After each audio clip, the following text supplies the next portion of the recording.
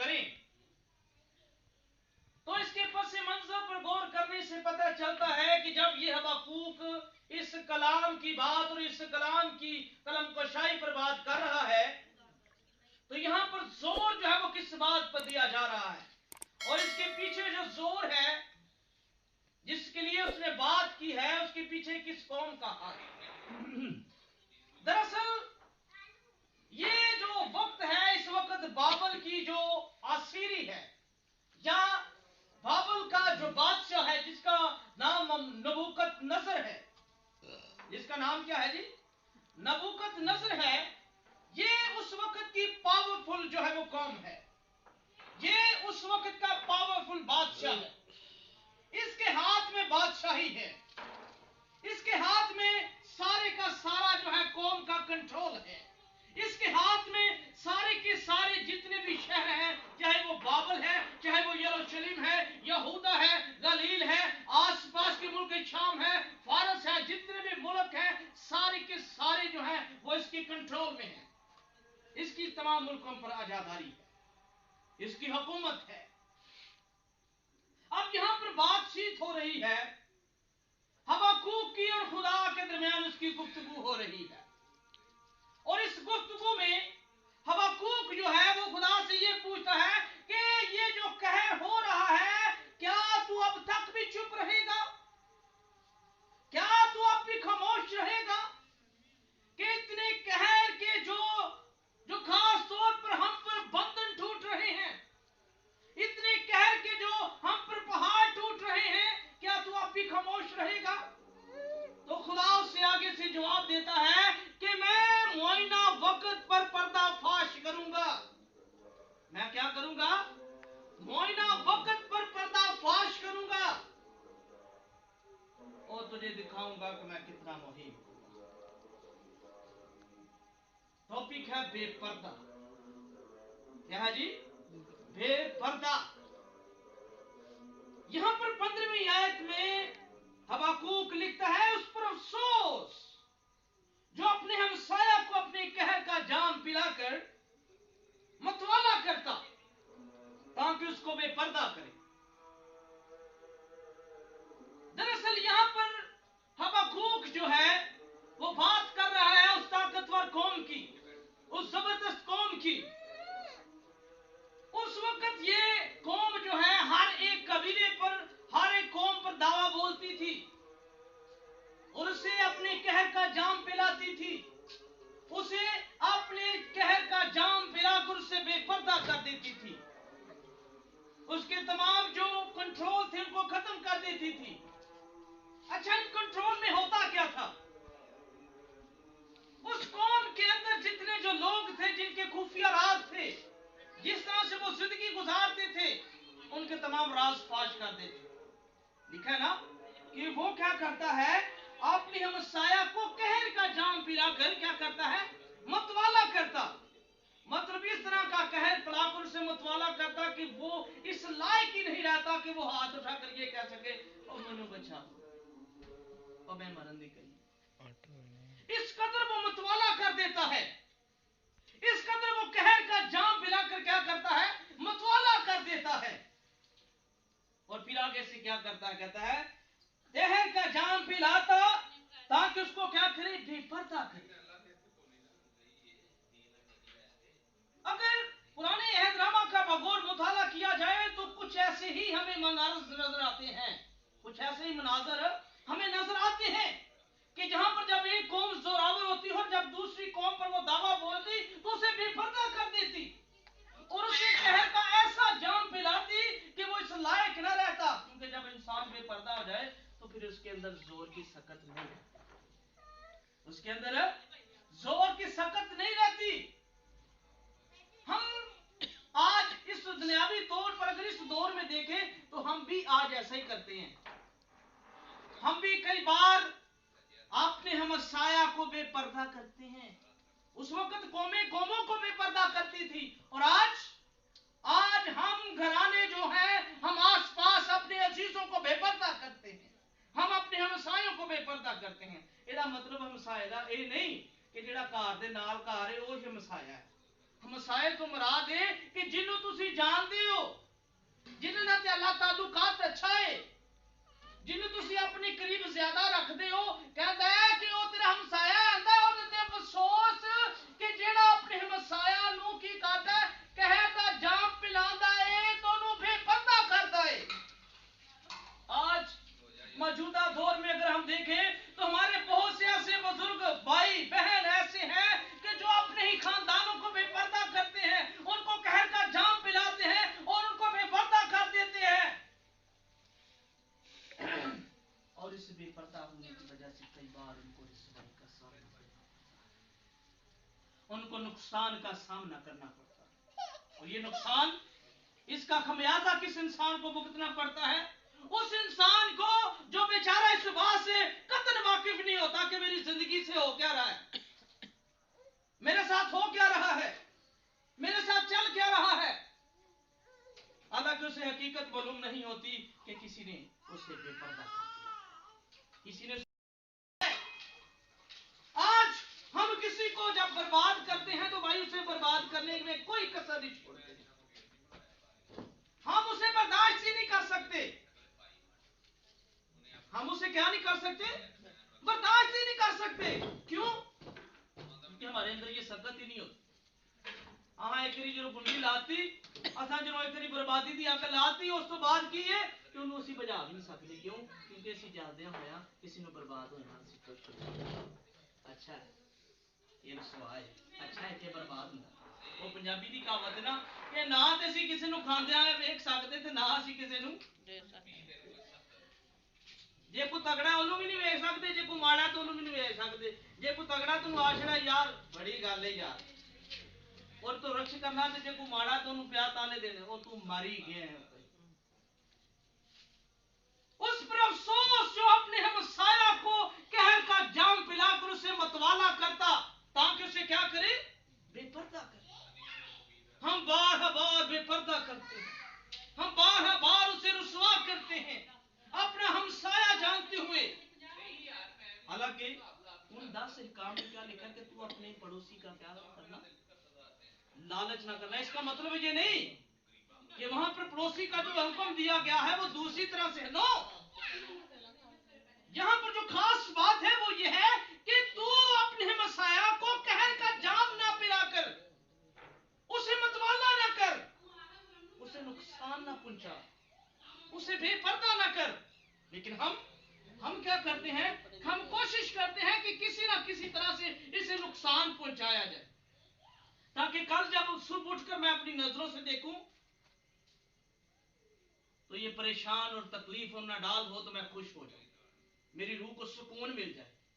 लेकिन याद रखिए, अगर आज आप इस बात को सुन लें, आज आप इस बात को अगर जहन में बिठा लें कि अगर आप आज ये जहन सोचते हैं कि अपने हमसाया को नुकसान पहुंचाकर, अपने दोस्त को नुकसान पहुंचाकर, अपने अजीज को नुकसान पहुंचाकर आप ये चाहते हैं कि उसे बेपर्दा कर दें, तो जिस तरह से उसे बेपर्दा किया इसी तरह से कल को आपको भी बेपर्दा किया जाए।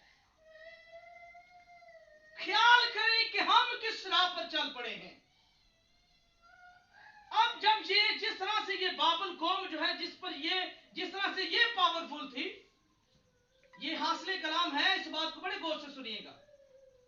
जिस तरह से ये बाबल कौम जो है ये ताकतवर थी, इसके अंदर कुव्वत थी, और ये पूरी कौम के ऊपर जो है वो सल्तनत पर इसकी सल्तनत के काम इसके समझ लो कब्जे में थी, और पूरे मुल्क पूरे शहर जो है वो इसके अंडर में थे। और जिस तरह से ये लोगों पर कंट्रोल रख रही थी, और किसी मुल्क को, किसी शहर को, किसी इंसान को ये जुर्रत नहीं थी कि उस पर फतवा लगा सके, उस पर जोर लगाकर उसे हरा सके। अब ये नबूकदनेस्सर जो बादशाह है ये भी बड़ा फख्र करता है कि देखो मेरी सल्तनत ये मैंने खुद बनाई है।